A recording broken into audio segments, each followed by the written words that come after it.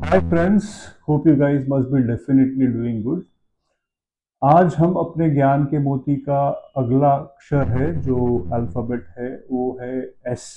S से मैंने आज चूज किया है स्ट्रैटेजी को, because strategy is very important aspect in management और वो उसको हम इग्नोर नहीं कर सकते हैं। और उसको हमको अपने मेरे एज पर के लॉजिक भी उसको इग्नोर नहीं कर पाएंगे और उसको लेना ही पड़ेगा। और इसमें स्ट्रैटेजी जो होती है ना, जो पर्सनल एंड प्रोफेशनल लाइफ में सबसे कीमती इंपॉर्टेंट एस्पेक्ट होता है, heart of the management concepts में बोला जाता है स्ट्रैटेजी को। बट अगर हिंदी में हम स्ट्रैटेजी का मतलब समझे तो कार्यनीति बोल सकते हैं, रणनीति बोल सकते हैं, तरीका, एक प्लान ऑफ एक्शन। तो इसको अगर हम सिंपल लैंग्वेज में डिफाइन करें तो it's a plan of action और a road map to achieve your goal और गोल्स इन लॉन्ग टर्म। अब हर एक इंसान को जो भी बिजनेस करता है या पर्सनल लाइफ में कुछ काम करने के लिए इच्छा रखता है या स्टार्टअप करता है या स्टार्ट करना चाहता है, तो हर इंसान को सबसे पहला क्या होना चाहिए? गोल होना चाहिए, ऑब्जेक्टिव होना चाहिए, लक्ष्य होना चाहिए। बिकॉज अगर ये तीन चीज, मतलब जो लक्ष्य, ऑब्जेक्टिव, गोल या गोल्स नहीं होंगे तो आप किस पे काम करोगे? तो स्ट्रैटेजी का मतलब ये होता है कि जो आपका लक्ष्य है, गोल है, ऑब्जेक्टिव है, उसको अचीव करने के लिए रोड मैप, मतलब कैसे आप उसको अचीव करोगे, उसको बोलते हैं स्ट्रैटेजी। जब हम मैनेजमेंट स्कूल में पढ़ते थे तो स्ट्रैटेजी सब्जेक्ट आता था तो समझ में नहीं आता था कि एक्चुअली स्ट्रैटेजी का मतलब क्या होता है। और आज भी अगर मैं 100 लोग में से 70-80 लोग को एक्चुअल मीनिंग स्ट्रैटेजी का नहीं पता होगा। तो मैंने आज कोशिश किया है कि इसको कैसे हम सिंप्लीफाइड वे में समझाएं ताकि सबको स्ट्रैटेजी के बारे में समझ में आ जाए।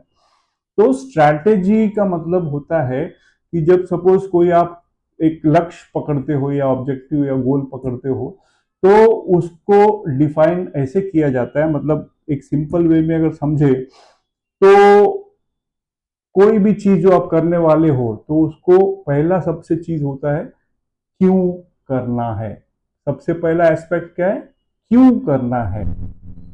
दूसरा एस्पेक्ट है कब करना है। क्यों, सबसे पहले क्यों और कब करना है। तीसरा एस्पेक्ट है कहाँ करना है। क्यों करना है, कब करना है, कहाँ करना है, कौन करेगा, चौथा जो है कौन करेगा, और पांचवा है कैसे करेगा। तो ये सीक्वेंस आपको समझना जरूरी है। आपको उसी सीक्वेंस में जब आप काम करते हो तो उसको स्ट्रैटेजी बोली जाती है। तो यहाँ पे मैंने क्या चीज बोले, 5 चीज बोली कि क्यों करना है, कब करना है, कहाँ करना है, कौन करेगा, कैसे करेगा। तो ये सारे डब्लूज होते हैं ना अपने, जो आप बहुत से बार सुना भी और देखा भी होगा। हम डब्लूज डिफाइन करते हैं, वाई, व्हाट, व्हेन, वेयर, और लास्ट में एक आता है हाउ, एच मतलब हाउ। तो उसी को हम जब डिफाइन करते हैं ना तो अपनी एक स्ट्रैटेजी बनती है। फॉर एग्जाम्पल स्ट्रैटेजी हर चीज में आपको यूज करनी पड़ेगी, पर्सनल लाइफ में भी और प्रोफेशनल लाइफ में भी।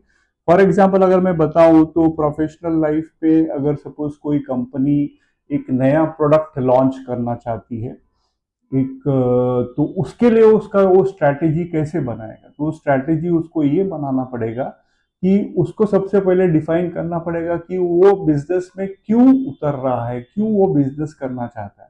तो जनरली सब लोग बिजनेस क्यों करते हैं? प्रॉफिटेबिलिटी के लिए ही करते हैं ना जनरली। ऐसी कोई भी तो, मतलब ऐसे फ्री ऑफ कॉस्ट तो कोई चीज बेचेगा नहीं। तो उसका मकसद क्या है? एक बिजनेस करना है, बट उसके क्यों करना करना चाहता है? प्रॉफिट कमाना है उसको, रीच बढ़ाना है, धंधा करना है, बिजनेस करना है। तो कब करना है उसको डिफाइन करना पड़ेगा। आज करना है, 2 महीने के बाद करना है, 6 महीने के बाद में करना है। तो उसके लिए क्योंकि रिसर्च करना पड़ेगा ना कि कैसे करना है, कहाँ करना है, कौन करेगा, तो सारी चीज़ों का रिसर्च करने के लिए भी टाइम लगता है। लेकिन उसको आपको पहले डिफाइन करना पड़ेगा कि आप कब करोगे। तो पहले आपको क्या डिसाइड करना है, क्यों करना है, उसके बाद में कब करना है। फिर तीसरा एस्पेक्ट है कि कहाँ करना है, पूरी इंडिया है, पूरा दुनिया है, मतलब आपको एक्चुअली करना कहाँ पे है, तो वो आपको डिफाइन करना पड़ेगा कि सिर्फ इंडिया में ही आपको करना है, तो इंडिया में भी कितने सारे स्टेट्स हैं, जगह है, वहां पे कहाँ पे आपको करना है, तो वो आपको डिसाइड करना है। तो वो इम्पोर्टेंट एस्पेक्ट है। अब चौथा एस्पेक्ट ये है कि कौन करेगा, मतलब अब आप खुद अपने एम्प्लॉय से करवाओगे, या आप अपने लिए एजेंसी रखोगे, या आप होलसेल करोगे, आप रिटेल करोगे, डायरेक्टली कस्टमर पे पहुंचोगे। तो ये सारी स्ट्रैटेजी बोली जाएगी कि आप कैसे करने वाले हो, जो चीज को आप लॉन्च करोगे वो कैसे करने वाले हो। और सबसे लास्ट वाला जो है हाउ, मतलब कैसे करना है, तो ये हाउ भी डिफाइन हो गया, कैसे करना है। और कौन करेगा, एम्प्लॉयज करना है या कि जो एजेंसी है वो करेगी, आप डायरेक्टली मैन्युफैक्चरर से कस्टमर तक पहुंचोगे, या होलसेल या रिटेल जो भी है ना, शॉप्स खोलना है या मॉल्स पे देना है, या कहाँ पे आपको पहुंचना है, वो आपको कौन करेगा में आएगा। और कैसे करना कैसे करना है, वो आपको एच में आएगा। तो ये आपका बिजनेस एस्पेक्ट होता है। इसी प्रकार से सपोज आपको एक, फॉर एग्जांपल किसी के घर में शादी है, तो अब शादी करना है, तो शादी के लिए भी प्रोसेस डिफाइन करिए आप, क्योंकि ऐसी एडहॉक जब कोई भी काम होगा ना, तो अंधेरे में तीर मारने वाला काम होगा। तो आपको जब पता है कि शादी करना है, तो क्यों करना है वो आपको पता है, शादी का रीजन क्या है, कब करना है वो डेट आपको मालूम होना चाहिए, कैसे करना है वो आपको पता होना चाहिए, लॉन में करना है, हॉल में करना है, ओपन एयर में करना है, फ्लाइट अपना पैराशूट से करना है, क्योंकि नए नए चीजें आजकल होती है। तो ये सारी चीजें आपको डिफाइन करनी पड़ेगी। कौन से लोग कौन सा काम करेंगे वो आपको डिफाइन करना पड़ेगा, कैसे करोगे वो आपको डिफाइन करना पड़ेगा। तो सिंपल चीजें हैं कि आप जब भी कोई एक्टिविटी या काम या धंधा या बिजनेस या कोई काम करने के लिए आप जब आगे बढ़ते हो, बिना स्ट्रैटेजी के आप काम करोगे, सक्सेसफुल नहीं बनोगे। तो अगर आपको सक्सेसफुल बनना है, तो आपको हर एक चीज के लिए स्ट्रैटेजी होनी चाहिए। अगर स्ट्रैटेजी नहीं होगी, तो जैसे मैंने बोला, अंधेरे में तीर मारोगे, कभी लग गया तुक्का तो ये सक्सेस, नहीं मिला तो 99% फेलियर ही होता है। तो स्ट्रैटेजी का मतलब अगर बिजनेस पार्लेंस में अगर समझे, तो मैनेजमेंट पार्लेंस में अगर समझे, तो जो दूर की चीजें हैं, फ्यूचरिस्टिक दूर की चीजें हैं, उसको आज के माहौल में समझो और इमेजिन करो कि वो ऐसे अगर आज हम करेंगे तो कैसे होगा। और आज की चीजें जो है, वो आज की चीजें जब मैं करता रहूंगा तो फ्यूचर में उसका इफेक्ट क्या होगा, इसको बोलते हैं दूरदर्शिता, फोरसाइट। लेकिन ये जब तक आप इमेजिन नहीं करोगे, आप सक्सेसफुल नहीं हो सकते हो। तो स्ट्रैटेजी है चीज सिंपल, लेकिन स्ट्रैटेजी वर्ड बहुत डिफिकल्ट लगता है, इसके लिए पब्लिक कंफ्यूज हो जाती है और उन लोगों को समझ में नहीं आता है। तो स्ट्रैटेजी इज द, जैसे मैंने बताया कि हार्ट ऑफ मैनेजमेंट स्टडीज और हार्ट ऑफ एनी एक्टिविटी, कोई भी आप काम करोगे उसमें स्ट्रैटेजी होना जरूरी है। तो ये चीज मेरे ख्याल से आपको समझ में आ गई होगी।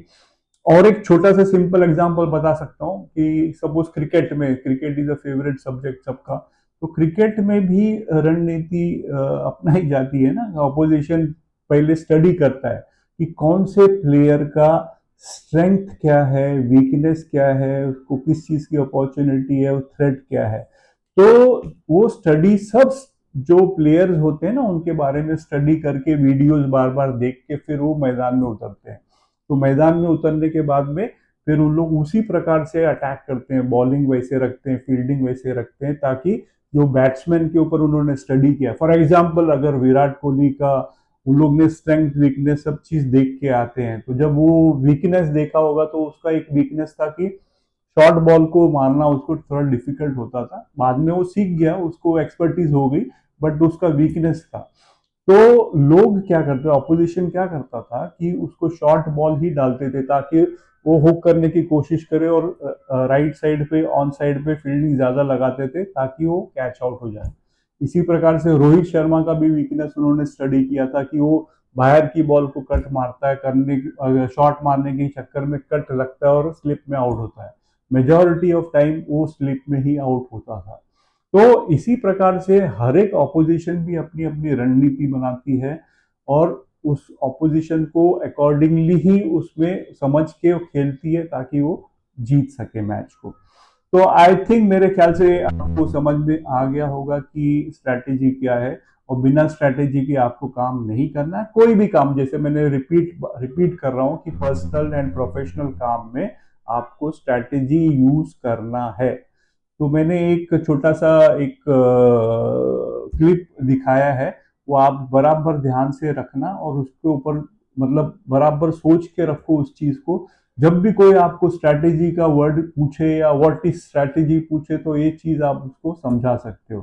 तो ये आपके पास हमेशा आपके मोबाइल पे होना चाहिए, आप या किसी कहीं पे भी आप चिपका के रखो। It will be very useful for you guys. So I think I'm closing my video here. So be good to yourself first and to others also. All the best. Good luck. Bye.